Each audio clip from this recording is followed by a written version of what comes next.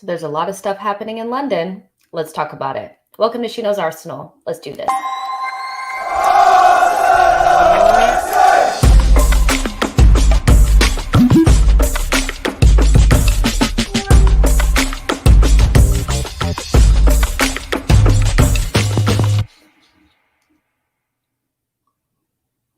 Hey guys, welcome to She Knows Arsenal. My name is Jessica. I'm your host. You can follow me on Twitter at @JacinioTweets. Let me go ahead and put that up there. JacinioTweets and at She Knows Arsenal. Welcome. It's been a couple of days. I have basically had no time to do anything. And when I do shows, I want to make sure that I can actually pay attention and be present and stuff. So this has been the first day in probably 4 or 5 days that I've been able to actually sit down and do a show. LAFC is back, the MLS is back, so I've been doing stuff with them, and then I also have friends coming into town and stuff like that. So it's been crazy. But outside of my personal life and work life, there's been so many crazy things happening in London with football. And I mean, there's been a lot of things happening in the world, and obviously in the midst of war, it's difficult to talk about football because it almost feels meaningless. But in the face of very stressful things and just sadness, you do kind of look at football as an escape. So hopefully the show gives you something to laugh about, something to think about, something to distract you from the craziness of the world. We literally went from a pandemic into a war, and sometimes sitting here talking, it's kind of how privileged am I to be able to sit here and talk to people about football while people are literally fighting for their lives and are scared to death. And so I'm very grateful for that. And I'm grateful to talk to you guys today. George and Souls are here as well, but I want you guys to like the video, subscribe to the channel. London has been insane. Arsenal, 61% to make the top 4. That's a huge percentage. That is you are favorites. And I feel like rivals have felt a little bit annoyed by seeing that stat kind of going around on social media. Newsflash, we didn't create the stat. It's there, and you guys are circulating it. We're circulating it. And it just is what it is. I think it's pretty clear that Arsenal have a really good chance of making top 4. But at this point, what could stop us from making it? That's kind of something that I want to touch on today, as well as the big news of Roman Abramovich selling Chelsea. He put out his statement. It's happening. And is Chelsea's dominance of London coming to a close? Is it at risk? Roman Abramovich has been a revelation for Chelsea Football Club. And I just don't see how you can get better, in terms of an owner. And we'll talk about that as well. Could Kante walk? They're out of the FA Cup. It was funny. One of their little Spurs accounts was saying, "Oh, winning in the FA Cup is not for everybody." When we went out of it, we've won it 14 times. It's literally our cup. We're just loaning it to somebody for a year. You guys didn't get past Middlesbrough.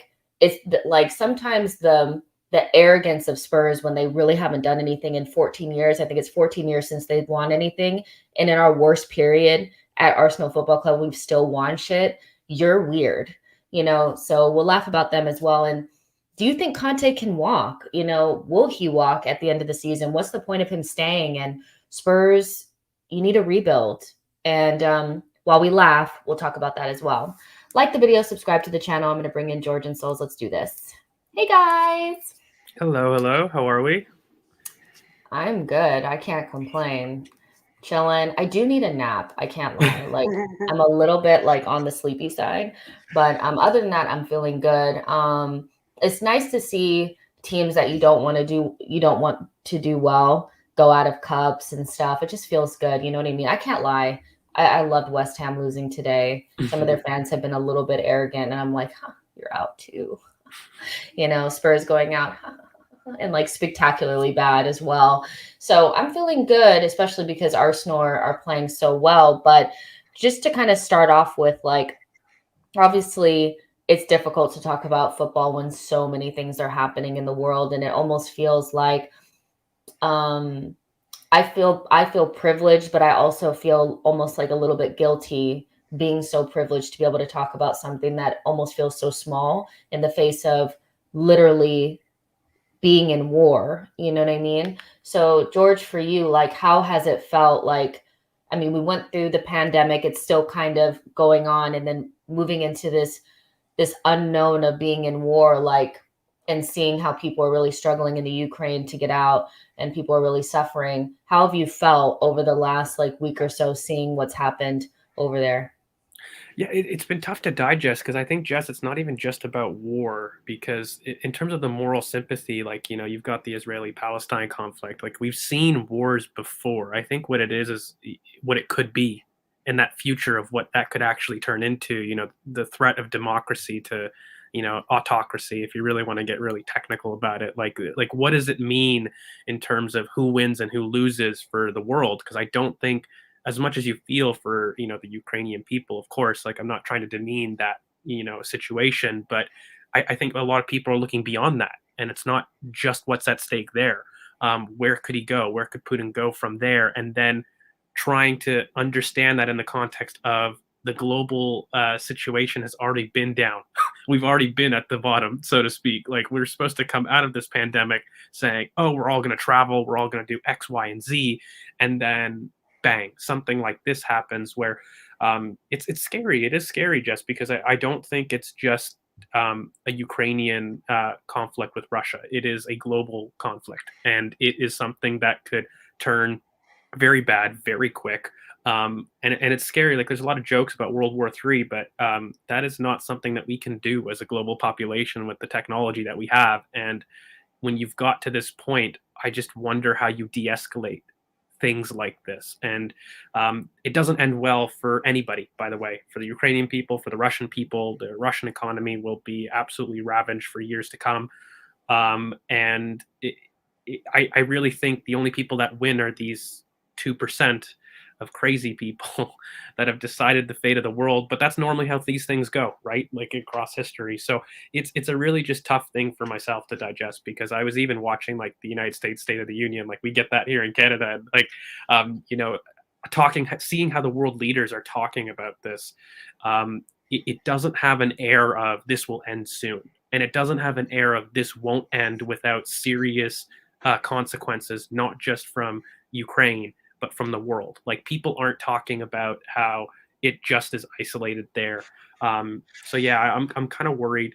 I'm hopeful that, of course, being an optimist, that things can turn around, but it doesn't look like a good situation globally, and it doesn't look like something that's going to be solved in the next couple of weeks. I very much Yeah. think this could drag on to the summer and beyond, even. So I'm just interested to see what the new world really is, because I don't think um, we're going to be the same after this, regardless of what happens, whether Ukraine wins, whether Russia wins, whatever happens. And of course, football wise, like, the impacts, which we will get into later, are immense about what this means for Chelsea. And I don't even know what it means also for football wise. Just like, I haven't seen a lot of people talk, like, Spartak Moscow have been kicked out of the Champions League, which I have thoughts about. Like, I don't think that's fair. There's a certain world leader that's happening. Like, that has nothing to do with the club.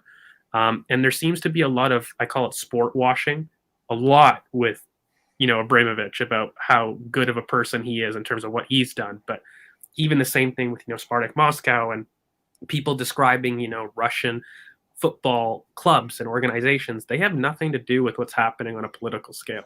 And of course, these things are tied, but the sanctions and the consequences on those clubs doesn't seem right to me. And it's a lot of sport washing, where it's like, I want to show everybody that I'm in the right morally, and I don't think that's right. So I don't know Yeah. how I feel about it. I'll be honest with you. I think what's made me a little bit uncomfortable is the we saw it a little bit. It's a little bit different, but we kind of saw it with the Greenwood situation, where it was Hmm. like taking a very serious situation and like attaching it to football to one up each other when it Yeah. comes to footballing conversations. And as an Arsenal fan, it was really uncomfortable for me to see people saying, "Well, not my star boy. My star boy would never do something like this." Yeah. And I'm like, I just don't feel like this is the right time for one-upisms, you know? And then when you look at like, okay, well, now there's some people that just want Chelsea to have to go down to League Two. They want them to lose everything. And I know that Abramovich is, obviously because of what happened, him having to sell, Chelsea, he's very close to Putin. We know that. But I think it's important to make sure that we realize that the players that play for Chelsea Football Club, the fans that support Chelsea Football Club, the people that work at Chelsea Football Club are not Russia. And just because we want our club to be better doesn't mean that they should be penalized so that we could gain something. I find those conversations to be almost conflating two different things in order to make an argument that shouldn't be there, because we're literally talking about people losing their lives. But for me, it's like, do I want Chelsea Football Club to lose everything? No, because I don't necessarily feel like it's all the same thing. Now, there are the sanctions and there are things that are connected to Abramovich that are going to hurt Chelsea really, but I feel like it's going too far. Souls, for you, like, now that Abramovich is selling Chelsea, like, and it's a done deal. Like, he has to get out of there, and it's weird because just a couple of days ago, 48 hours ago, the news was coming out that he was leaving the, just shifting the power over to the charitable board or whatever, like, and that was going to be his answer. Clearly that wasn't good enough. Now we're going into a sale. The quickness of it, the ferocity of it, like it being so final. What's your take on that? Like, how big of a deal is this for Chelsea Football Club? This is their best ever owner, took them from being absolutely nothing into a European powerhouse. Does it get any better than Abramovich? Can they look forward to something similar, or is this potentially their dominance coming to an end? Because I mean, Abramovich has really set the bar high there. I think he is a creme de la creme of owners. Like, in whether we agree with his methodology in terms of the sacking and hiring of managers and the constant sort of like, turnover, that's an argument which you can have. But the methodology has proven to be successful. He's won multiple Champions League, multiple league titles, multiple domestic cups as well. And so you can't really argue that the method isn't working in terms of a result-based business that demands success, that demands trophies. Now, if that's what you want, that's a different argument. That's a different sort of strategy to go down. Obviously, as an Arsenal fan, we want, sort of projects. We want long-term successes, and that's kind of what's inbuilt into our DNA. Obviously, Abramovich has come in and he's seen a sort of a turmoil of a club, and he's turned it around and made it into basically what that sort of area of London represents is posh, high end, sort of rich people, successful people who live there. Now, I know why he had to sell. There's no he had no choice but to sell, because there's a lot of financial implications and a lot of financial regulations being put on Russian companies. And actually, by force, the government are telling British companies or UK-based companies to actually cut ties and stop trading with Russian-based companies. You've seen the massive, like Gazprom, for example, is a big, partnership within Premier League clubs, and they've been told to cut ties off with them. There's a lot of a lot of like recruitment companies that I know that are being told to tear their contracts up with companies that work outside and are based in Russia, not with the Russian people, but with the companies themselves. You no longer can recruit for them. And even when you look at sort of communication companies who work from Britain into Ukraine and into Russia, you're no longer allowed to basically trade or give them any financial like gains. And that's more to do with the fact that the UK is trying to financially cripple them so that they can't, and it makes it so that the war can't go on a financial scale. And even if we look at it, it's proving to somewhat work, because the currency and the exchange rate has never been so low. In terms of their currency is so invaluable at the moment, to the point where they can't buy anything. And if they did, they'd have to pay way over the odds, to the point where when they could have bought, like, let's say, couple of tanks, they're probably buying a quarter of a tank now. And in terms of Roman, now it's about a moral compass as well. Like, if you've got to look into Roman and what he does for the Russian economy and what he does for Putin. Now, obviously a lot of this is going to go down into speculations and like who he is and what he has. We know he's got oil, he's got steel mines, he's got all of that, and some reports are coming out, and again, this is all speculation, and it's allegedly he's supplying the steel and the metal and stuff for the tanks that the Russian armies use. So he's not guilt-free, he's not blood-free in this. He does have a part to play, because for him to stop the war, he can stop the supply to Putin's army. Now, of course, being Russian, that's a big thing to ask of him to do, because that's his life in danger. And sometimes, people are selfish, and there's no denying it. If you were in a situation, you'd probably do the same. But in terms of like the ownership and stuff, that kind of explains from a UK perspective why I feel he needed to sell and he didn't really get a choice in it. But I do think that that's what Chelsea fans need to now concern themselves with, is how much power are the UK government going to have on the next owner? Like, how much are they going to, not necessarily, how much influence are they going to have in terms of Roman's decision, and sort of whether it becomes what we had, where there's a share structure where there may not be one billionaire who can afford to take over Chelsea. It may be multiple owners, and that could become the same problem we had when KSE came in, and then we had Usmanov and the shareholders and the little like parties that had 5%, 1%, all of that sort of stuff. And that we've been through it. We know how bad that share structure is, because you've got one conflicting opinion against another conflicting opinion, two billionaires clashing heads, and there's no one direction to take the club down. So that's one area of concern for them. They could have multiple owners, and it could go down that route. Yeah, and that happened to Arsenal because obviously Kroenkes didn't want to put as much money in until they had full ownership. Well, exactly. that's also just logical. Like, if you're a business owner and an investor, and I am sharing something with another person, why would I invest personal money to increase that asset when I don't own the full company and I don't own the full asset itself? So you're sharing that, and that's kind of blown up on a much bigger scale, because, by the way, even the Swiss bank, I kind of said this to a lot of people beforehand, where the English government are forcing this, and so the sale is absolutely going to be a consortium, which just means multiple investors, and it's not going to be a sole investor. There's no one that's kind of got enough money, bar a Saudi kind of investment, which has already been kicked away, and these sanctions are happening now.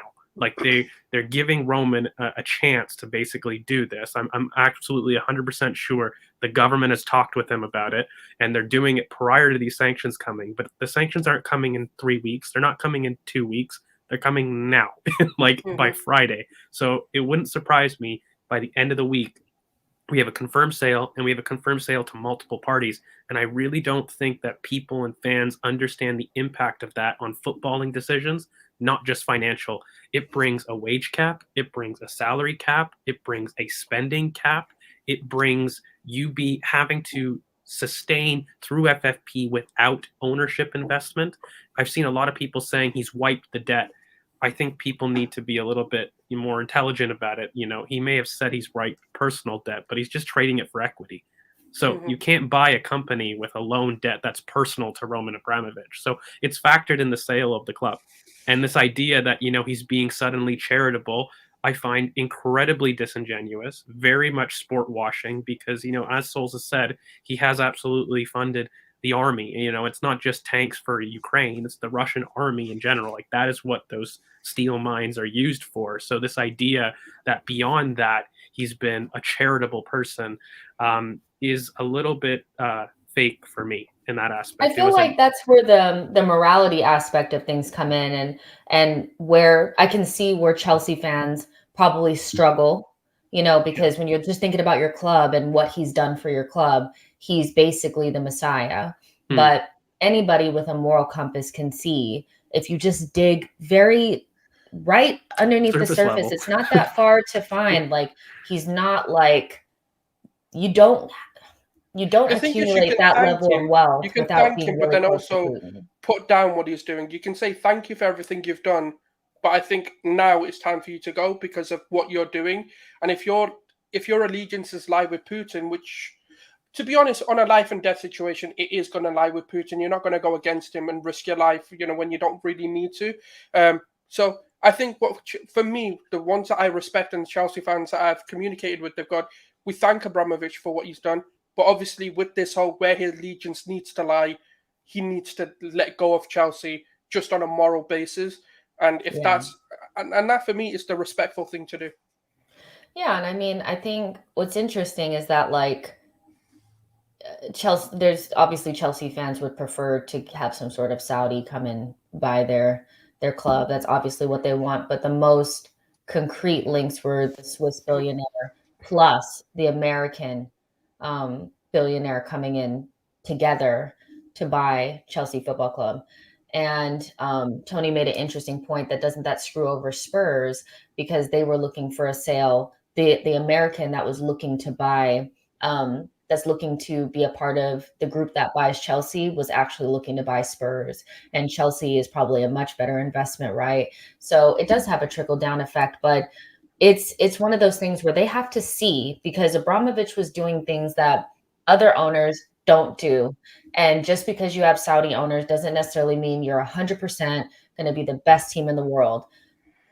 I feel like we just want to make sure we have a lot of money. The reality is almost even the Cronkies have more money than some of the owners that spend more or spend better, spend more, whatever. It just depends on how the club is run. And I think you need to focus more on how the club is run versus how much money does my owner have? Because I don't think that the amount that you have is equivalent to how successful you will be. And that's kind of what I've seen is let's just make sure we get a Saudi. You just want to make sure you have good owners. But I think with Roman, because of the way that he ran it and because he was so hell bent on making sure that Chelsea won, he did a lot of things that were outside of the lines, like not outside of the lines in terms of wrong, but like what other owners wouldn't do. And I have a hard time believing they'll get somebody that's better. I think I can't see it. I mean, can you guys see Chelsea ending up in a better scenario than what they have been with Roman over the last whatever years? It's legitimately impossible because Roman Abramovich is the peak from an ownership perspective where you're talking about someone that's personally invested, that's changed the facilities. Like, I don't know if people remember and if they're old enough to, but when Roman Abramovich came in, that initial period of getting Chelsea to a point of respectfully competitiveness, okay, was unheard of. They were Roman Abramovich was the person before Saudi. Like it's now kind of common because people use it to City and they equate what City have done. Therefore, or here go, we're going to be successful like City. Well, Roman was the first one to ever do that period in football. Like it wasn't, Yeah. there was no owner like that. Roman walked so the Saudis could run in a sense. And so it was, I don't think that you can physically get beyond that benchmark for an owner that, he did well in terms of restructuring the academy as well. Like, what he did to Cobham to get it to the state that it was immense again.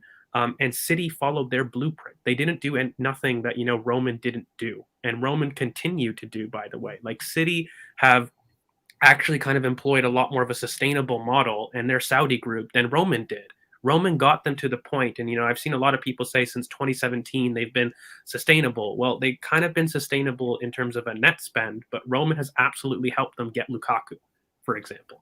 Like those investments, the money is a net zero, but he's absolutely been involved in getting the marquee signings consistently, and it hasn't stopped since 2017. So this idea that, again, you make a good point about money. I kind of always use this example when I'm really comparing teams is Everton, Manchester United, and City. You've got three different people with very different expenditures and also people that spend crazy but with very different outcomes. And you're not going to get anywhere until you get good decision makers. And by the way, Chelsea have never had good recruitment decisions. A lot of the reasons why they've been successful is because they've been able to offset those poor recruitment decisions by basically getting somebody new. And you've seen that comes from Abramovich being so hell bent on making sure that he wins. Other owners will be like, "You made a bad decision. Live with it. You stick with Timo Werner and you don't get Lukaku." Well, you do that, Jess, but you also do that also when you're with multiple investors, because now it's not just your money; it's now his money, and he's got a 30% stake. And then when you're starting to say, "Well, we need a Romelu Lukaku. I don't care what it takes," or "I want a Holland," sorry, Uzmanov or a secondary, just to get people some context. Like, these are the fights that KSC had prior to full ownership. These big decisions about when we should move, redoing even the academy training facilities. Like, this extends beyond money and investment in the team. I think a lot of fans were just concerned. We say we want an owner, but we just want them to invest in the team, transfer market wise. But there's more. Like, there's more about what they've done. Upkeep of facilities, completely changing. For us, we changed Hale End very recently. We had renovations to the stadium. Chelsea also have a small stadium. They're going to have to do that. That was in the plans by Roman as well. New owners have to take that on. That stadium is not built for the modern game. It needed a revamp. It needs one. So there's a lot of questions here that I don't know if a lot of fans are ready for, because this idea that, Chelsea had a blank check, which they did. No other team, even City, by the way, don't have that. They've always operated within their means to a certain extent. Chelsea are actually the only team in the world that have legitimately had a blank check, not for 1-2 years, but for over 10 to 15 years. And that mentality and that kind of change of managers is going to be drastically different, guys. Like, they can't do that. They can't afford it, period. I think that's why it's been so, I'm not going to say that it's been hush hush, but let's just say that I feel like there's a little bit of fear in the Chelsea fan base because they don't know what direction they're going in. And so just bringing it back to Arsenal a little bit is, not to say, and like, I know Chelsea fans don't want to hear this, but whenever your rivals are potentially going to go through something that could shake them up, you immediately will look and see, how can this benefit my club? And that's pretty much the first thing that I thought. I was like, so if they go through some sort of changing of the guard and the new owners are different than Abramovich, could that open up a gap for Arsenal to slip into? Newsflash, we need one of those teams up there to get shitty so that we can take their spot. Man United is obviously slipping now. That could be our opportunity. But wouldn't it be nice if more than one team that's kind of been up there for a while could go through some turmoil just so that we could, establish ourselves up there? Souls, do you see this as potentially an opportunity opening up for Arsenal, where if Chelsea did go through a little bit of a hiccup, that we could maybe jump the queue?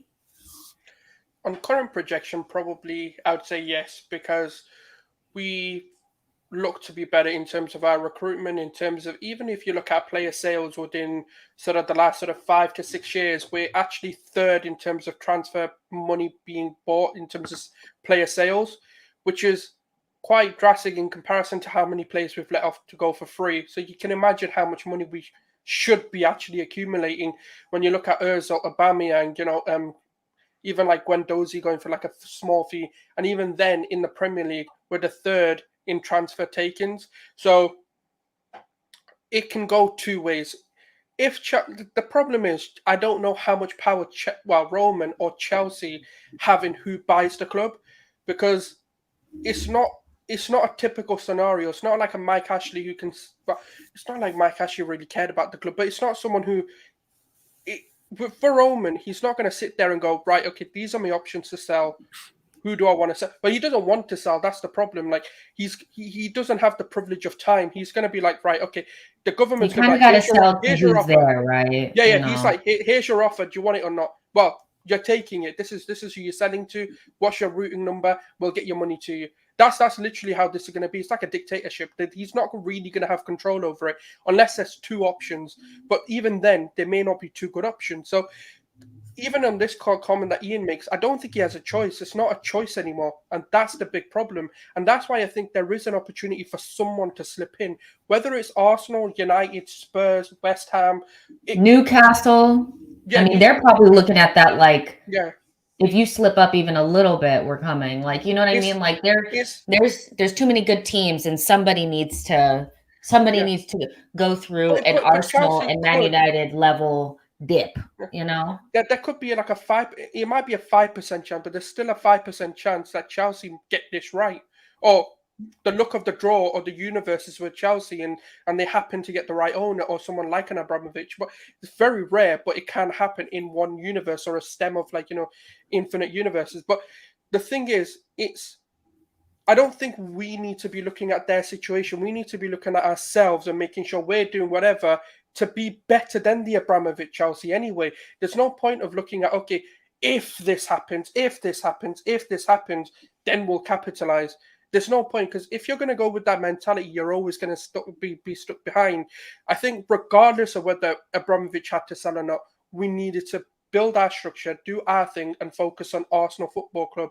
Not, it's good. Yeah, you need these looks, you need these opportunities to open up. And especially when you've got Chelsea, City, and Liverpool the way they are right now, in terms of they are the superpowers of the Premier League, and they have been for a few years. But I think we need to focus on ourselves and what we need to do before we look at what Chelsea do, because that is going to disrupt them. And I think for at least 2 to 3 seasons, they're probably not going to see the Chelsea. Yeah, well, let me just put it this way, is that I look at it in two different ways. Obviously, no matter what anybody else does, if we're not doing what we're supposed to be doing, it doesn't really matter. We'll never be able to overtake anybody if we're not in the right position to do so.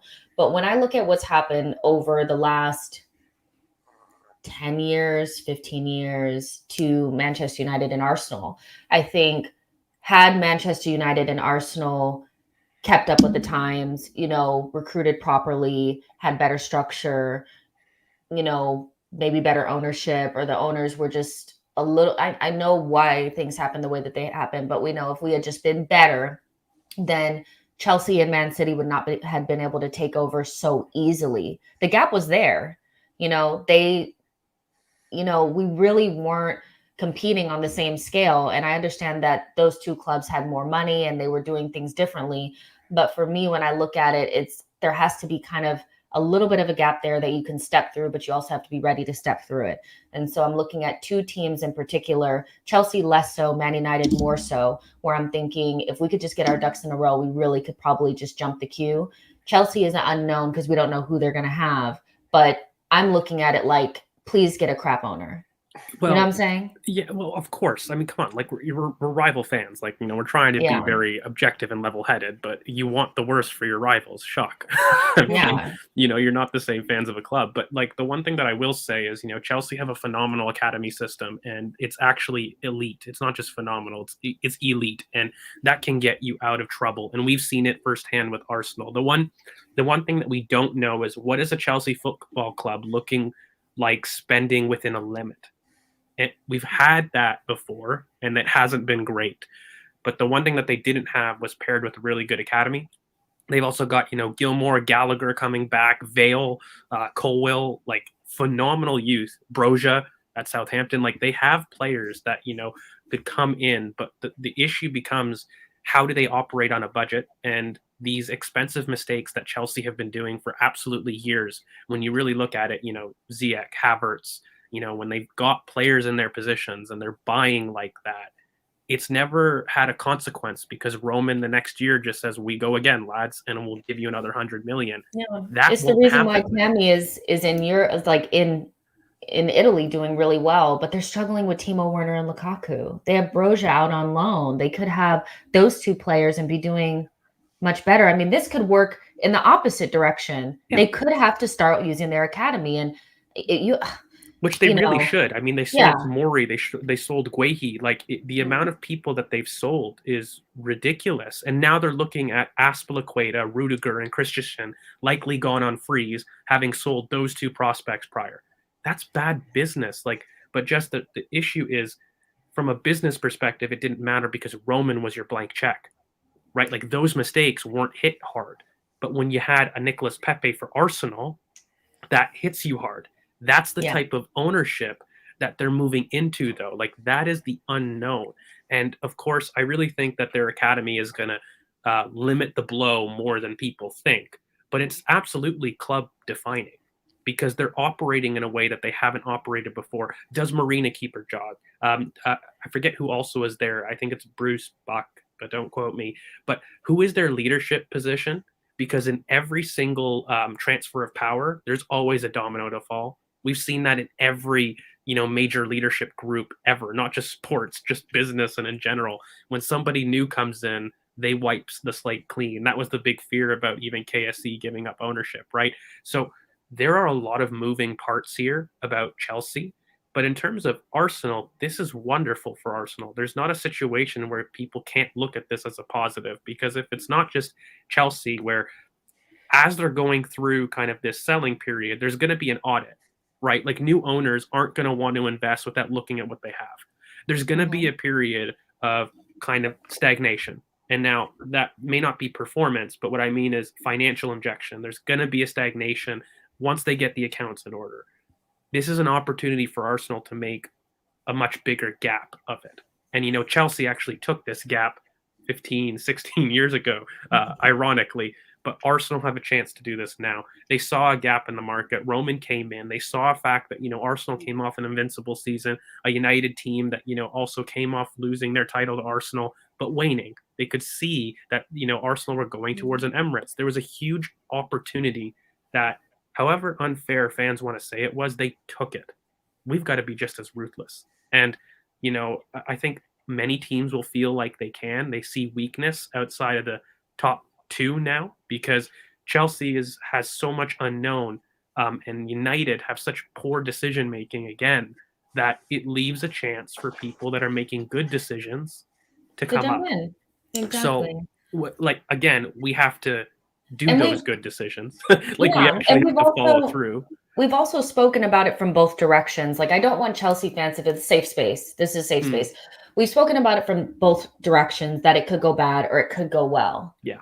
But we're just saying from an Arsenal perspective, it could open up a gap that if Arsenal wanted to be serious and we did get into the top four, even if we don't get into the top four, we spend money, we do it the right way. There could be an opportunity for us to substantiate that push for being a top four team every season, because we have to do it now, because Newcastle is coming. Every team is going to go again. Everybody's going to spend money again. God forbid one day Man United decide to get smart, so it's just one of those things, and I just feel like we're talking about it from both perspectives. We're not saying that you guys are going to go down to League Two. We're just saying that there might be a gap, and we just have to look at that.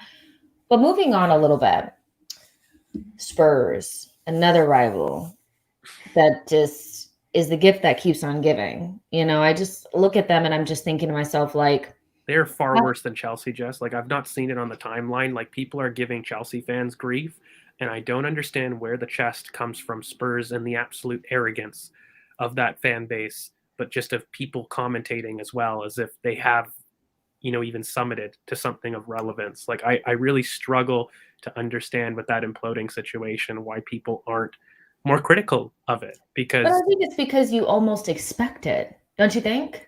Well, I don't know, though, because, Jess, I don't know about you, but I heard rivals telling me that Conte was going to come in and get them challenging, that, the mentality of just having somebody in that club was going to change a history of failing at the top level for ultimately 20 years. That's all that I was told, despite the fact that their squad was nowhere near the quality. No one wanted to have an honest conversation about the tools that they had. I remember saying on early streams that, Conte will fail, not because Conte is a bad manager, but because that Spurs squad is horrible. And, you can't turn... well, as like Souls likes to say, shit into wine. Like, you just could not operate within that structure. And it was always going to be a match made in hell, legitimately, with Daniel Levy and Conte. Like, at what point did people think that their personalities were going to match up? Even if you believe the ludicrous suggestion that Levy was going to invest in Conte. And, a lot of people said, they haven't backed Conte. A lot of that is also Conte's negotiating, too. A big reason, too, in terms of why they've lost players was not just putting up the funds, but the fact that, Conte is kind of difficult to deal with in terms of negotiations. In the end, they ended up spending 70 million euros in assets in the January transfer window. To me, I mean, they didn't get the players that they wanted, but that looks like backing to me. They weren't the decisions I would have done. But, I really think that a lot of the discourse about this has been really inflated. People said that Conte was playing well at the beginning. He wasn't. It was absolutely always coming. If you looked at the performances, they've lost 5 of the last 7. Please tell me where this ascendancy of Spurs got any of the chest. And a lot of people automatically wrote off Arsenal, even Manchester United and other people, and just said Conte makes them challengers. I'm sorry, what? Yeah, I didn't. I mean, I see that aspect of things, and I just look at it and I'm just like, I was listening to some Spurs fans talk, and they were talking about how, they've never really replaced Dembele, they never really replaced Eriksen. The fact that they've never addressed the midfield reminds me so much of Arsenal in terms of like having key players that just never were replaced. You never replace Vieira, you never replace Santi Garzola, you never replace Fabregas. These gaping holes in your squad, you just let them go and nothing comes in. And then there's the, remnants of, past managers and past failings still at the club, harboring the trauma of those times and letting it seep through the club. And I always felt like there was a section, it was the group of players that came in over the last 5 years that were really synonymous with the decline of Arsenal and not being able to get into Champions League, harbored some level of trauma, especially with not being able to get Champions League when all the opportunities were there for them in the league and in the Europa League final. And I just thought sometimes you just have to move on from those players because they never can walk through the door of opportunity. And since they've left, we've been able to capitalize on the opportunities where we've never been able to do that before. And I think that there's something to that. Then you look at Spurs, and I'm thinking these Dyers, these Davies, some of these guys, these Winks, some of these dudes have been here for so long, probably harboring that, haven't had a trophy in 14 years, failing in the Champions League final, banter constantly. And when I say that you need a rebuild, I'm not saying that your players are old. I'm saying that sometimes you just need to start over. You probably should have sold Harry Kane and started over. And I don't know what this whole thing with Spurs is, but Souls, don't you think that they just need, the light bulb needs to come on at some point, right? I mean, hopefully it doesn't, but it doesn't matter what you do to it. You have Kane and Son, and without that, you have nothing else. And no matter what manager you bring in there, nothing is going to change, right? No, 100%. And I've said this, and I've seen a lot of Spurs fans at the beginning of Conte's reign kind of bring the chest. And I said to them, look, this is exactly what happened under Mourinho. Kane and Son started firing, and they looked like this unbreakable pair, which they still do. There's no denying their quality. Doesn't matter who the manager is and how bad their team is. They are still going to perform beyond, expectation, really. And I said it to them. I go, he's probably going to get a bit of a bounce off them, and then you're going to start to see the failings and back to being Spursy, should we say? Like if that's what you. But for me, it's a mismatch of so many different profile of managers and recruitment not matching the managers. Like you bought a Mourinho in to buy attacking players. Like it's just like the whole structure is confused. It's Paratici, or however you say his name, wants to bring this youth model in, but then he bought a manager who wants proven talent today. Like it doesn't And where make do you sense. think you got that youth model from? Yeah, no, it doesn't. Oliver It's just, Fricken. it's just so confused. Like they've got one structure up here that doesn't communicate with here, and the ambitions are here, and it's just like, what are you trying to like? The thing is, I don't even think the directors know what they want. The manager doesn't know what the director wants, and then it's just a whole like miscommunication of like, okay, we'll go into the transfer window and we'll buy this player, and hopefully he works. And it's like Conte is there looking at him like, since when have I ever flipping bought a player like this? Like, do you know me? No. And that's the problem. They either look, you have to do one of two things. You have to marry your sort of vision with the manager coming in. And sometimes, and I think what the biggest thing Arsenal and actually Spurs fans need to realize, just because a manager's better doesn't mean they're good for your situation. And that's the key thing. It's like Newcastle can go get a Conte, but is Conte good for Newcastle's situation? No. Eddie Howe was a 50-50, but Eddie Howe's been in the situation where he's been in a relegation battle. He's been in a situation where he needs to be a top 10, bring them into the top 10, mid-table-ish. Whether he can then break that ceiling and bring them into the top 6 is a question that's in the unknown at the moment.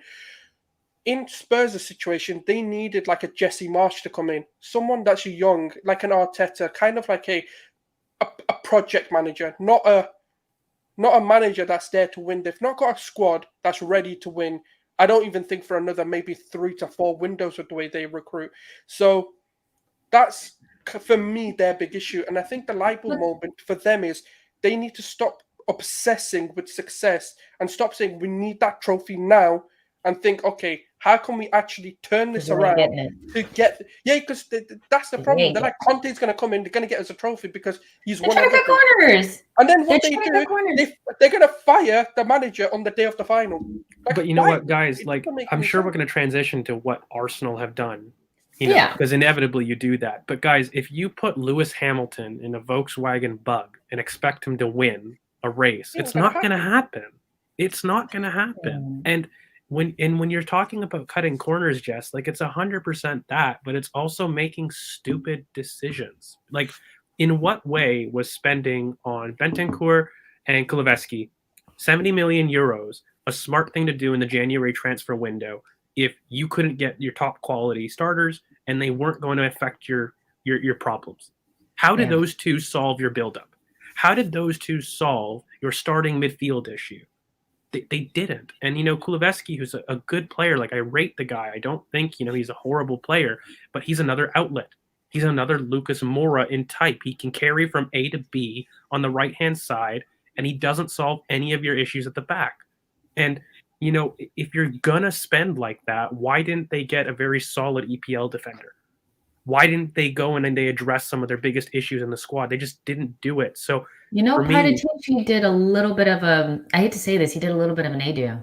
I think he went into his Rolodex, found some easy deals to get done, and they got Willianed. Like, and it's not that bad because obviously they can run, you know, and they're younger players. But at the same time, when you look at what they brought in, it's just like more mediocrity that they brought in that didn't, like you said, it didn't really solve. They need a midfield overhaul and a defensive overhaul. And that's where a lot of those players that I was talking about lie, you know, and I feel like what they want to do is they want to have the shiny stadium, you know, that makes them look elite. They want to have the branding, you know, the sun and cane and this great facade and the world-class manager, but without any substance behind it, no culture, no ideas, no plan, no anything. And so it's just coming to bite them in the ass. Now, they remind me so much of Arsenal when Aubameyang was carrying this team. When Kane goes or when Kane stops scoring, they're done. They are finished. That's the only way that they make top four is if Kane literally drags them over the line, and it doesn't look possible. So even from an Arsenal perspective, like this can seem high and mighty, right? But if you look at how we're operating and the way that they're operating, we may not be so far away from them in terms of, you know, the table, but the trajectory is different. You know, eventually that gap will become bigger the more bad decisions they make and the more good decisions we make. Our team is young. It makes sense. There's a plan. There's a culture in place. We're not making silly decisions. The more that they do that, and you're right, George, spending 70 million in the January transfer window is absolutely going to disrupt their summer plans as well.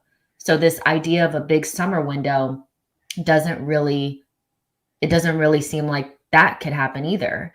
So it's fun to watch them look this way.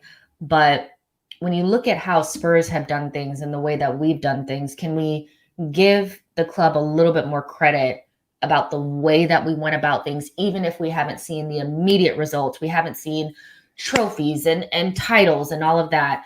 Wouldn't we rather be us than them? You know, there was a couple of months ago where a lot of Arsenal fans were like, they have Kante, we've messed up. Can we put that behind us now? I hope we can. I think, like, I've been trying to, like, spin that tune since the summer, and I think a lot of the, you know, stuff that we've even seen to date by even the January transfer window, like a lot of the reasons that, you know, we didn't spend that kind of money. We've cleared 800K per week off the wage bill without doing any kind of sales already. We've done this rebuild of the squad going from among one of the oldest in the Premier League to among the youngest in the Premier League. We've changed the age profile of the squad. We've done so by investing in smart acquisitions that many fans, by the way, slammed the transfer window. said that it was very, very poor. I think the average score was 6 out of 10, and I'm being very generous, in terms of rivals and domestic fans. And when you start to add up these things and you start to add up the culture change, people slam the Aubameyang. Everyone knows I love Aubameyang, but he had to go from a culture perspective. Since he's been gone, we've scored 20 goals. This idea that, we needed a goal scorer. Well, we've been doing those things that I think a lot of people have been critiquing. And ultimately, you look at our point totals, guys, like in the last 10 games, so in 30 points, we've dropped 5 points. We have the second best goal differential in the entire Premier League in that time. Beyond that, let's go to the previous 48 games. We've accumulated 92 points, which averages out to 1.9 per game. Arsenal haven't been good for 10 games. They've been good for over a year now. And people just didn't want to acknowledge that. They didn't want to acknowledge the progress because it ultimately left in league positions of 8th. And that was very tough for people to contextualize. But ultimately, when we do get to that point, it's going to suddenly start to think, oh, it's crept up on us. But for me, I've always been slamming that this has been a calculated process. We've redone Hale End. We've redone renovations at the Emirates.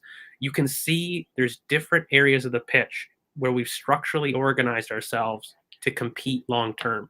Spurs, United, they haven't done these things. Their wage bills are out of control. Their moves in the transfer market are on things that don't fix their immediate needs, and they're spending large money that will handicap them. We haven't spent money that handicaps us. Our biggest chances has been Ben White in the recent window, which is 50 million pounds. 70 million on 2 players from your old Rolodex, like you said, Jess, on Edu, is a dumb move. And, when you add it to your wage bill, that's increasing. Look at the age squad of Spurs and United. I mean, United are thinking of giving David De Gea another contract. It's ridiculous.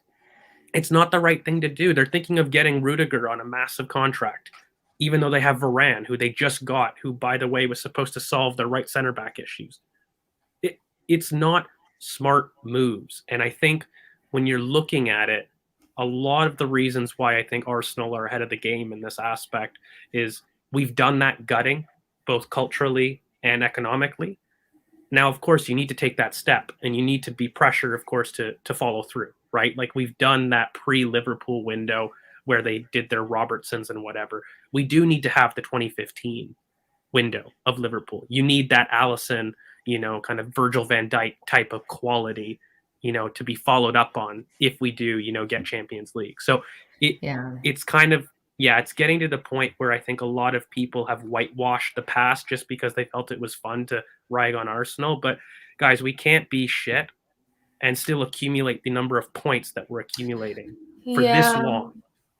Yeah, and that's why I was like, well, if we're so shit, then how are we favorites for top 4? That doesn't make any sense. Like, it's like you can't be shit and also favorites for top 4. It doesn't make sense. But so this is an interesting question. Ion asked, just a quick mental exercise. If Spurs finish above us, then are we the Arsenal fans would be okay with Arteta not being sacked?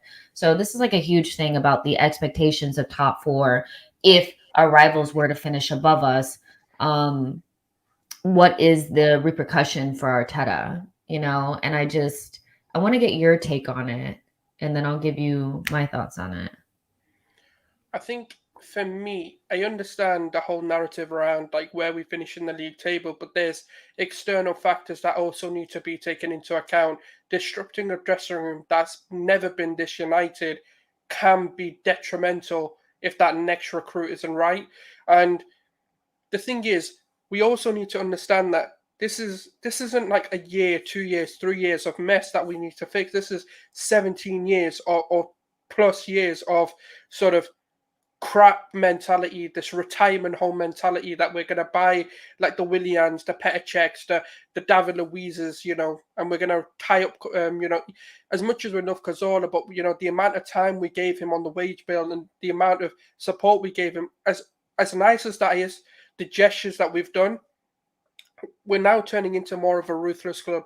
And everything seemingly being done in a way that Arteta seems to always ends up being right. Like, why would Barcelona put in a disciplinary dismissal clause in Aubameyang's contract if the guy's a saint. Like it. So for me, I think we have to look at the overall picture. We need to look at context. We need to look at, okay, yes, let's just hypothetically say we finish 8th again, right? But we need to look at the changes being made. We need to look at, okay, are we actually playing as a unit? Is the play being improved? Is statistically, are we actually better? Because sometimes, you know what, the other 7 clubs could have just been that good. And obviously, we're talking about it now where Spurs have been poor, so it'd be very disappointing if they finished above us. So the answer is yes, there should be repercussions. I understand, but I just can't get my head around a club that's this united to get rid of the manager. There's no point disrupting the dressing room when it's not lost, because you could do more damage that way than actually any good moving forward. Yeah, I mean, I think for me with this whole, so if we don't like, there is a part of the fan base that's like, if we don't finish 4th, he should be sacked because there's an opportunity, we're favorites, blah blah blah blah blah. But the way that I look at it is that we don't hold the 4th spot. Man United do at the moment, right? And we have 3 games in hand, but for me, points on the board are more significant than games in hand. We still have difficult games to go through. Our You could 3 game easily in see hands it. are hard. The Yeah, Chelsea, unlike Liverpool, and Spurs. Chelsea, Liverpool, you could see us not getting any points from those. You know, if somebody said we lost to Liverpool and Chelsea, you probably wouldn't bat an eyelid, right? You'd be like, okay. So then that leaves it a little bit more like, okay, we have to like win all these games. Hopefully, you know, they drop. You know, then we have to play Spurs and we have to play Man United. So for me, do I think that if we are right in the race for top 4 and we finish 5th or 6th and we're within 1 or 2 points of top 4 that Arteta should be sacked? No, I don't. And the reason for that is because I still think there are some really key factors that could trip us up. Not necessarily from us, but we know what Spurs and Man United are really about, you know, and in particular, I look at Man United more than Spurs, but I look at what Man United are doing and I'm like, shit, they're creating a lot of chances. They're just not putting them away. If at one point they keep creating this amount of chances and they get lucky and put them away, then they could stay in 4th for the rest of the time. But does that mean that we haven't made the progress that we see? No. Does it erase the progress? No. And when you really look at it, and we'll do a show on this tomorrow, is that statistically, we have really come along. And so for me, if Arteta finishes in the top 6 and we're really pushing for top 4 and we just barely miss out, and we've missed out to teams that have, you know, those guys at the top end of the pitch that can put the ball in the back of the net, and we are missing that type of player, then I don't think he should go. I was always consistent. Make Europe and you're fine. But at the same time, I would be disappointed because I think with what we've done, I still think that we're the better, you know, with consistency and how we're playing right now. But, you know, that's just kind of where I sit with that. I just don't really see why, if you're moving in the right direction, why you would disrupt everything and sack the manager if we were 1-2 points away from making top 4. And we know that there's gaps in the squad that we're going to address. There are some people that are still in this like, well, are we going to address it in the summer? Of course we are. Maybe the caliber of player is a little bit different depending on if we're in Europa or Champions League, but we're going to address those positions. So for me, you don't sack Arteta because he finishes 5th or 6th, especially if he's like a couple points away. You know, I just can't see it. I don't think it signifies same old, same old. I really don't. Same old is, you know, no plan, not investing properly, no cultural change. That's same old. Like, we're definitely changing. So, George, did you want to piggyback on that just really quick before we move on?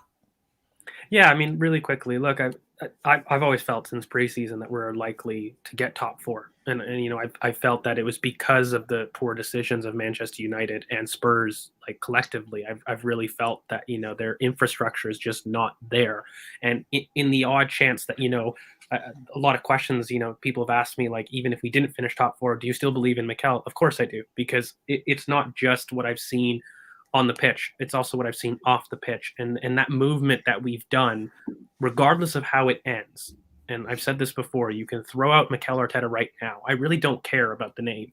We are set up in a way for long-term success right now that you could add any other manager and they would likely be successful.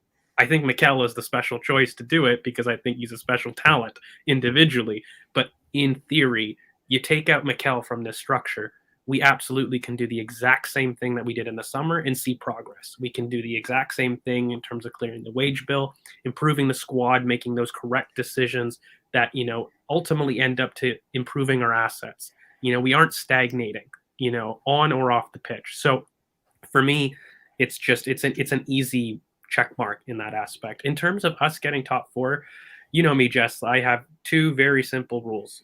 Focus on your own lawn. And number two, make sure that you have the consistency of outcome against teams outside the top six. Because even though we cite those games in hands about Spurs, Chelsea, and Liverpool, we have 14 games left, guys. And of those, 4 still remain teams in those traditional top six. So there are 10 games that if you achieve consistency of outcome, okay, that's 30 points as opposed to 12. There's double the chance mathematically of you making up ground in those games. That's why I'm always not a big fan of doing these isolated games. Everybody likes to say, okay, Wolves, is that the benchmark? Is that the narrative of us turning a corner? Is this game or the next game? No, it isn't. It is that consistency of outcome against teams outside the top six. Because I can tell you right now, even in this race, whoever gets the best percentage of those games individually is going to get top 4. That's it. Yeah. And so this is funny to me. I don't know why. Dublin Gunner says, I don't want to worry you, Souls, but Martinelli seems to be growing out of your shoulder. You should probably get that checked out. I love that. But Hakoon says that I understand not disrupting the dressing room, but I feel like it wouldn't really be fair since we sacked Emery for the same thing and never really got backing like Mikel has. And I'm like, I don't think we should operate on fairness because I feel like, Emery didn't just get sacked because he finished 5th. He lost the dressing room. That's why he really got sacked. He got sacked because he actually didn't get sacked until we were midway through the season. Had he been sacked for finishing 5th, then he wouldn't have even started off that season. He got sacked because he lost the dressing room. He made poor decisions and he never fixed the culture. He was getting overrun by the players. He had no control over the dressing room, and he didn't have enough clout with the ownership and the people that run the club to get the backing that Mikel has gotten. So when I look at it from the perspective of not Emery got sacked for less or whatever, Emery got sacked for the same thing. I think about what did they do in terms of their entire job at Arsenal. And I think even though Emery, the only thing he really can say is that he finished 5th. That's pretty much all he had is he finished 5th. We didn't get the Europa League final. We didn't finish in the top 4. He got 5th. Yes, Mikel Arteta finished 8th, but what he's done to help, and he really was like the driving factor for reducing the wage bill, getting everybody singing from the same hymn sheet, changing the culture. And those things have manifested themselves on the pitch for us to have more points, to be more competitive, to have a team that we love, to reset Arsenal. And so for me, that's bigger than finishing 5th. That's more important than Emery finishing 5th. And he inherited a team that was basically still Arsenal's team. So the whole Emery thing just blows my mind. But Arteta, as long as he finishes in the top 6 and he's really fighting for top 4, I think he stays because his vision to this, so far, is something that I want to see be completed because we need that striker and we need that midfielder, and I want to see it, But just kind of wrapping up here, Wolves was a very interesting game, and I loved it. No shit in my game. I've rewatched it a couple times because I just love that there's so many moments of Wolves and their little team or whatever, just smirking and they're so excited or whatever.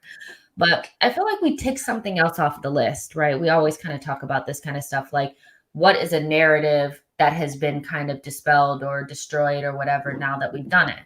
and coming from behind is definitely one of those. And we're taking quite a few of those off our list now. And it feels like for me that was a turning point because it was a game that they knew when they went 1-0 down that Wolves would go above them. And instead of capitulating and becoming a circus, like in the past they have, blaming each other, just acting like they just couldn't be asked to be there, they just persevered. And so beating Wolves twice is a big deal because of the points and where Wolves were and all that kind of stuff. But it just feels like we are preparing to step into our own, and I love that. I'm curious, George, for you, do you feel like this was the turning point in terms of course, this has been cooking for a while, but do you feel like that was a very important lesson or experience for this young team to have moving forward to these last 14 games? Maybe narrative wise, like I've always felt this way, and like I've looked back at our performances. Arsenal have done very well against rivals for the top four.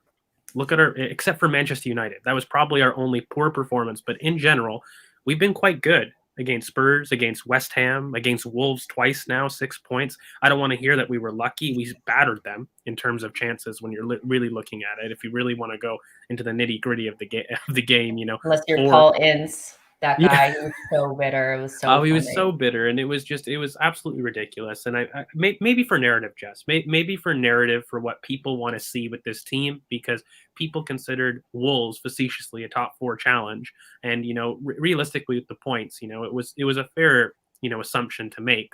I still felt that their team and performances weren't scoring enough goals to even be in that conversation, but they were resolute. They had an immense defensive record. I think if you look through all of their defensive metrics, they're first or second in the league. So they're not a poor team. It was another test to basically have a check mark against a good team, against rivals for top four. But is it a swinging or a sliding doors moment? I'm not too sure. I said so narrative on my podcast where, this could be, that's the title of the episode. So it's more for the fans than it is for the players. Yeah. But they've never come from behind though. I think that was important. Yeah. That was and I think like when we reviewed the game, like that was my big thing. That was the last obstacle that Arteta needed to check. And, I think for the young team as well, what it was? They did so without dropping their line. So a big thing with Arsenal recently has been, this season at least, is when they've competed against teams that are kind of in and around our level. There are times that the team drops their line when they go ahead, or when they're met with adversity or whatnot. And this was kind of one of the first times where we had an early goal. That young team and line didn't drop back. They were the aggressors, and in fact, Mikel's substitution to add a striker and add another player in attack was very aggressive. And a lot of people I know online were slamming the decision, at the time. And it was a masterstroke. It was. And I think, like you said, just, it was that idea of actually coming behind a win and this team getting there. Because I think no one thought that Mikel lost the dressing room in philosophy or anything like that. But wins ultimately give you the cake for the process mattered.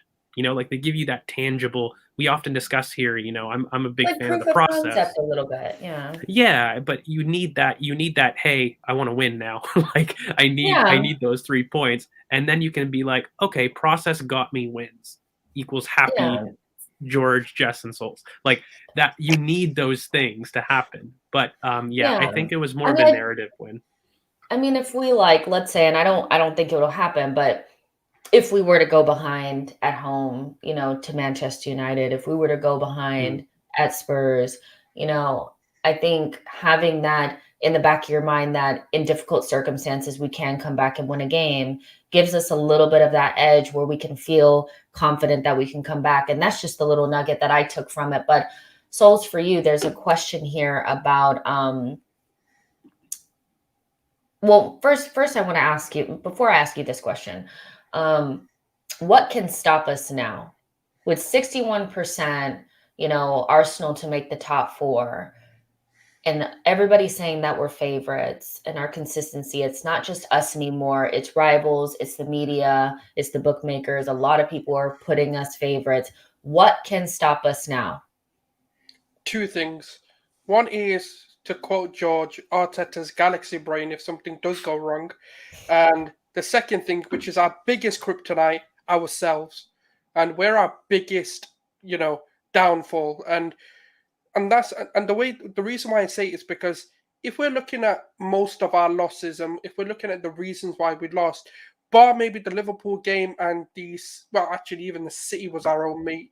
The City at the Etihad game, was it 3-0, 4-0 at the beginning of the season? That was our own mate, our own doing, because Xhaka got sent off, and then after that we capitulated naturally because we were weakened anyway, and then we were a man down. And then the only game where I'd say it wasn't our own make. It was just the team was just so much better than us, was the Liverpool. And every other loss that we've had or draw that we've had is because of either silly mistakes, silly errors leading to goals, and just lapses of concentration, going ahead and then dropping our line and not really following the philosophies. And when all of that kind of changed is when we've seen positive outturns in terms of results and outputs and goals. And recently, especially with this whole new breed of confidence and mentality, we're seeing results. We've scored 20 odd goals. We've not Pepe actually helped us, so I'm not going to criticize him on this one. I'll let him have a free pass until he does something stupid. But yeah, no, I think that's it. It's just, like I said, not galaxy braining it, and just not. And I think it's more not letting those errors get to us more than the errors happening, because that's going to happen. We're always going to have a moment like a Gabriel moment. We're always going to have that. You can't eradicate that from football, because you just can't have a perfect team for 38 games. It's just not going to happen, So I think they're the two things. It's just making sure that when we make a mistake, that we're there for the player rather than, and I think we are. But they're the two things for me. It's just Arteta overthinking it and just going very stupid and start playing like, I don't know, like El Neni's false nine or something, and just because he doesn't have a striker, he goes, "Oh yeah, let's put like Leno there just to see if it works." Like, just keep it simple. What works? And this whole thing as well, I'm gonna bring it up, is bringing Pepe into the starting 11. Just don't do it, because it just, the starting 11 does not need changing. If he's working as an impact sub, keep him like that until well, touch wood, nothing happens. But if Saka was to get injured, Pepe comes in and then has a run of games. The same way Martinelli took his opportunity. I just think when we start to say we need to change this because this player needs minutes, I just think what happens is when we start to do that is when we've had a downfall of results. So I think just stick to what works. And then if things need changing, then you can do that. But yeah, I just think we're our biggest downfall to getting top four. So we just need to keep going. Yeah. I would also say injuries. We just have to make sure there's key players that just at this point can't get injured. The two that I'm There's looking one at. pair, the guys that we need. You look at this 10-game Yeah, run. El Neni and Partey, I agree. Yeah. I think it's Thomas Partey and Lacazette. I have to be honest. I think it's those two. Some people think it's Xhaka and Thomas Partey. Some people think it's Odegaard and Thomas Partey. I think Thomas Partey enters the chat, in everybody's list. But I don't see anybody being able to do what Lacazette does. And I know that we toy around with the idea of Martinelli playing through the middle. I personally can't see it this season, and him being able to do what Lacazette does in terms of standing strong and battling with center backs and stuff like that. But at the end of a match, maybe I can see it. I don't see a double there in our team at all. Eddie, I don't see him being able to do that the way Lacazette does. But it's definitely Thomas Partey for me. Like, he can't get injured. And He El Neni. No, in seriousness, it's for me, it's Xhaka and Partey. Like their two combo. We have 2 years of sample with Arteta with this at this point. It's elite. Like when you start looking at the games, and even granted in this new position that, by the way, doesn't suit him, but in this new role, our ability to kind of control second balls in the middle of the park is second to none without those two. Like we know this team falters when one of those two aren't in consistently. So for me, they're two kind of major feelings. And I think on the Lacazette, like I think Emile Smith-Rowe, and like he can do it. I know people might think that's galaxy brain because we saw it at Villarreal, but Mikhail kind of mentioned it earlier. And this idea of having somebody that drops deep to kind of link the play in that area centrally, Emile can do that all day long. I mean, we probably would need Martinelli on the wing, and there'd be a little bit of a changes kind of, both ways to do that. But the big thing for me is, I think the biggest change, and we'll probably get into it in another video, so I don't want to get too much into it, but we've attacked now on every area of the pitch this season. That's been the biggest difference to me. So there's like Xhaka and Partey, but also our willingness to open everywhere. Like we attack probably the most centrally. There was an article that I kind of quoted earlier in the day. We attack the most centrally out of any team in the league, whereas last season we were second to bottom from there. Like that's huge. That opens up the areas of the pitch. So our ability to do that both sides is massive in the run in. And I do think Xhaka Partey are like the key. If one of those were to get injured, I'd falter on my belief in the team getting top four. For the well, we saw what they look like, in January, and I don't ever want to see that again. There's just no combination that you can put together in that midfield that gives you anything similar, and it just doesn't work. And this is just, and we'll probably talk about this more tomorrow, but there's this belief that, Xhaka playing a little bit more advanced is hurting us and he's not good at it and we should put somebody else there. There's nobody else you can put as the left 8. Xhaka is the best that we have right now in that position and as the double pivot with Thomas Partey. Xhaka is pivotal to what we're doing. Stop trying to kick him out of the team. We're not doing Emile Smith-Rowe, Odegaard, Thomas Partey. We've seen it. It don't work. Like it is what it is. Like I still see like this almost like weird thing about not being able to just accept that even though you want Xhaka gone, that he's the best player to play in that position. And it's weird when he plays well and I'm still hearing this shit. It's just, it's weird, but he just needs to rub Xhaka off the back of his shirt and put another name on and people be like, yeah, he's brilliant. Essentially, because it's just so weird, but he's playing out of position and he's doing well. Like it's weird. Ian Swish says, are you saying you want top 4 and be happy? Just sounds like a Wengerism. And let's end on this is now that it looks like Arsenal have a really good opportunity to get into the top 4. I'm seeing top 4 isn't a trophy being, banded around as the trope again, because Arsenal fans are going to be excited about it if we do get it. Newsflash, you can't banter us for it for 5 years. And then if we get it, say it's not important. It's dead banter then. If it was never important, then why did you banter us about it for 5 years? So we're not really going to be accepting that top 4 is not important. That doesn't mean it's a trophy and that doesn't mean it's the end. But I find it odd that when Arsenal fans are excited about something, like even simple stuff like, okay, we're excited that we beat Wolves. It's just Wolves, but it's always just something, but we're allowed to be like in our happiness, but that doesn't necessarily mean that we feel like that's the end of the road. Newsflash, Arsenal fans want to get back to where we were. Most Arsenal fans weren't excited about top 4. Now we understand the importance of it now, and that once you're out, so you need to be in. But I find it strange that if you're excited, if we're putting a lot of focus on getting into the Champions League, but it's being misconstrued into Arsenal fans not having any ambition and almost placing all of their like, okay, well, top 4, if we get there, we can relax. Do you guys find that that's a little bit like, what do you think that's coming from? Because I'm not saying top 4 is the end of the road, but what I am saying is that if we get it, you damn Skippy, I'm going to be happy.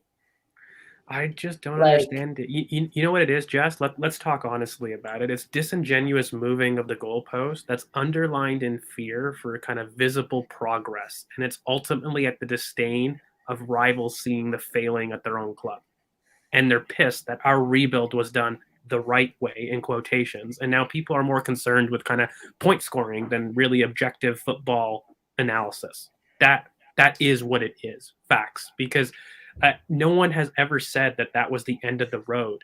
People look at Arsenal fans saying it's really great that we fixed our wage bill and saying, oh, do you only care about your wage bill? Well, no, it was a big con of the way that we were doing business, and now it was a bullet used against us all the time. Where people like it's so bad because now when we're buying players, the fee plus the wages are added together and the agent to make it and the agent fees and stuff. So yeah, exactly. And then after that, no matter what you do, you could say it's Wolves. Oh, you're just celebrating a team that you should have beat. Well, I'm sorry, the teams that you should have been beating, you aren't doing. So why is that bad for us only when we win? I remember in our run, Jess, we were looking at Brighton and Palace. People were scrutinizing the fact that, they had more chances than us. They're not doing that now. Now suddenly chances are being created. Ralph's doing great. Like the kind of flip-flopping in different rival fans, it's just caked in fear. That just fundamentally is what it is. And that's why for me, I just focus on what we're doing. The step in this season was to make top four. Even most people, I know some people disagree on us, the likelihood of us doing it, but that was the step, right? Get back in the top four. The next step for the following season is cement plus a cup, ideally. The following step after that is title contention. Each of those have different processes, okay? Each of those have different expectations and a way to get there. But you need to make those steps. You can't go from competing in and around eighth and not being relevant for 3 or 4 years to then going to title challengers. You can't make that jump. So, yep, celebrate the process on the way to doing it. But no one is deluded enough to have said that, we're on the other end of the spectrum. And people just do this to kind of justify why their club is failing. That's really what I see it as, because their club's not pulling the weight.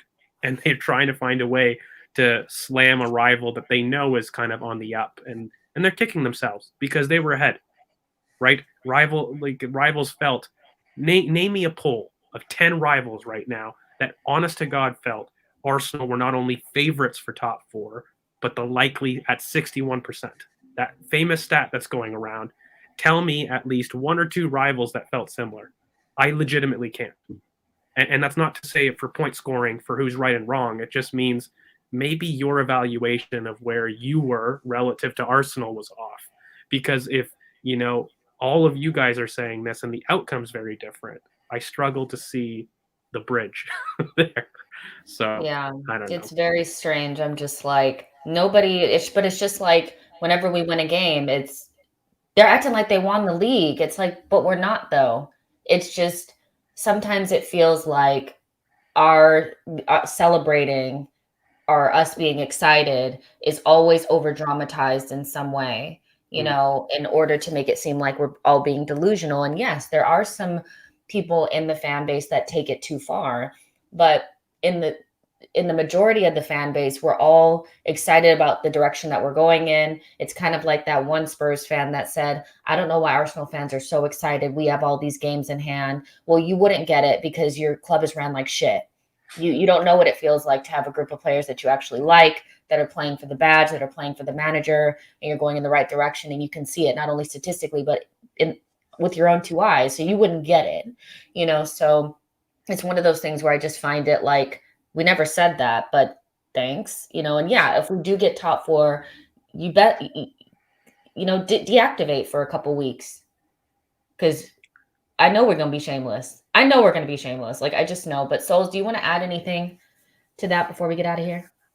Yeah, I just think it's on both ends of the spectrum, really. I think even when you look within the Arsenal fan base, it's agendas over genuine football analysis, and that's kind of what it comes down to. Is they've got this agenda that Arsenal are this team, or and even sections of our own fan base, and they want to run that agenda. They want to be right, and rather than be proven wrong. And as much as people say, "Oh, but if they can prove me wrong, then I may believe in it," but when he starts to do that, when Arteta is now fighting for top four.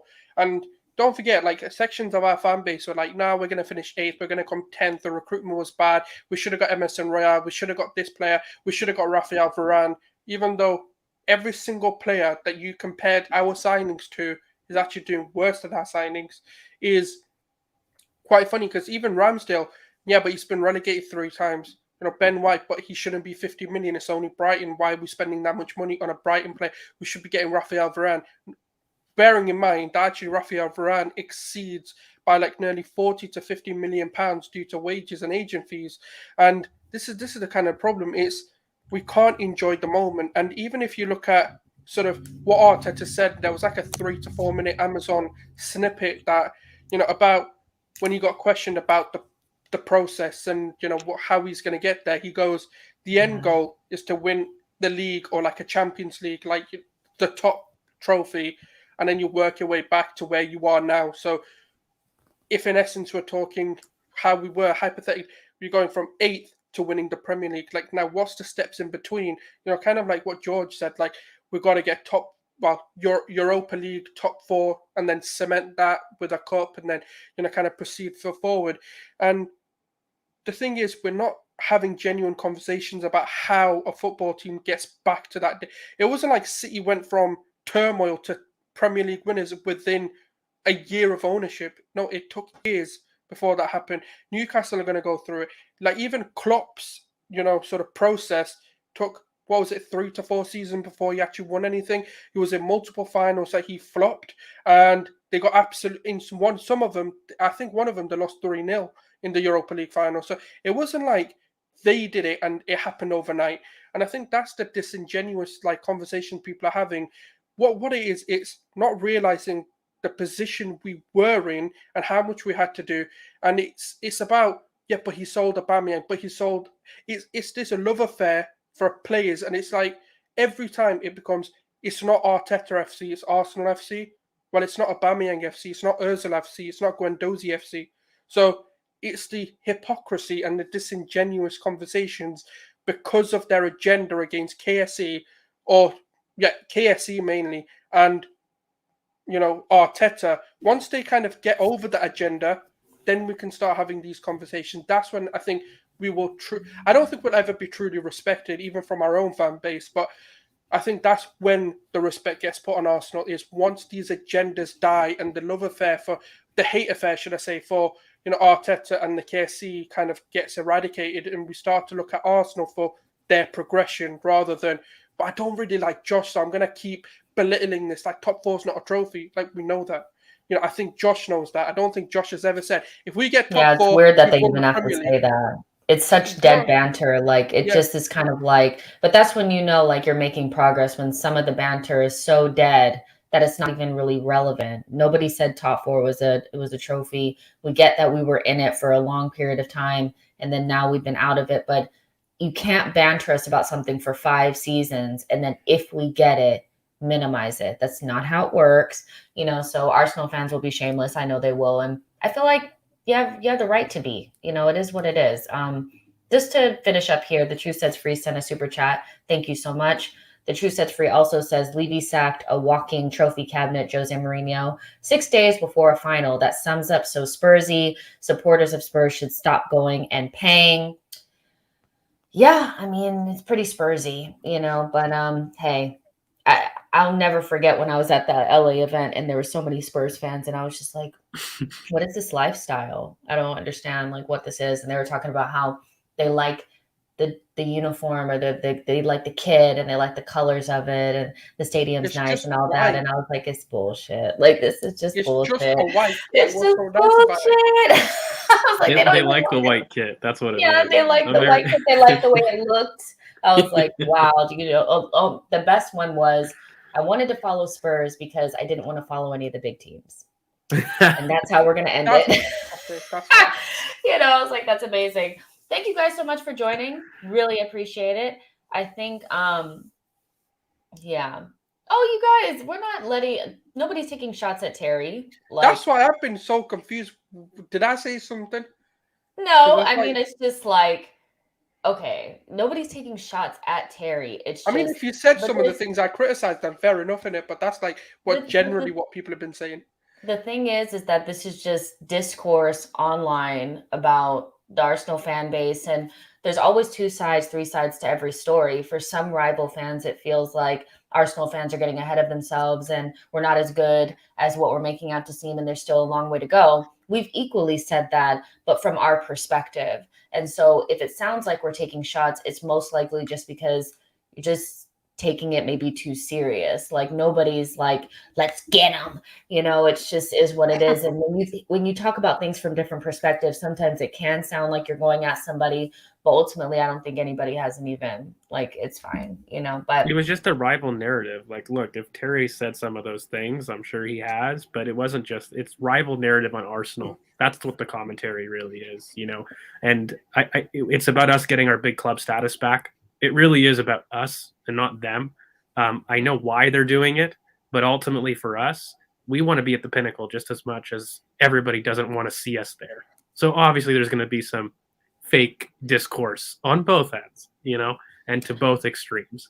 exactly. And also, you guys, like, there's nothing that was said on the show that we wouldn't say on the Football Terrace, or that I Absolutely say haven't that. said 100%, on the 100%, Football yeah. Terrace. So there you go, you know, but make sure you guys like the video, subscribe to the channel.